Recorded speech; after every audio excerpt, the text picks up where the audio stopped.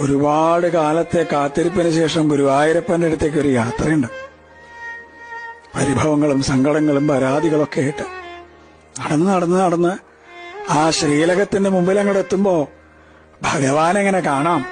ശംഖും ചക്രവും ഗതയും പങ്കജവുമായിട്ട് ചക്രവർത്തി ഭാവത്തിലുള്ള ഭഗവാന്റെ രൂപം അതങ്ങോട്ട് കാണുമ്പോ കണ്ണ് നിറഞ്ഞൊഴുകും, തൊണ്ടയിടറും, എല്ലാം മറന്നുപോവും. പരിഭവങ്ങളും സങ്കടങ്ങളൊക്കെ.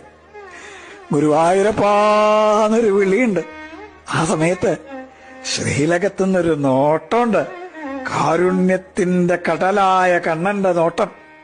ഞാൻ ഇല്ലേ കൂടെ എന്ന് പറഞ്ഞിട്ട് ആ കണ്ണനെ ഹൃദയത്തിലേക്ക് നിറയ്ക്കുമ്പോഴേക്കും ദ്വാരപാലകർ നമ്മളെ നിൽക്കിണ്ടാവും. പക്ഷെ ആ കാരുണ്യം നിറഞ്ഞൊരു നോട്ടല്ലേ, അത് മതി നമ്മളെ പരമാനന്ദത്തിൽ ആറാടിക്കാൻ.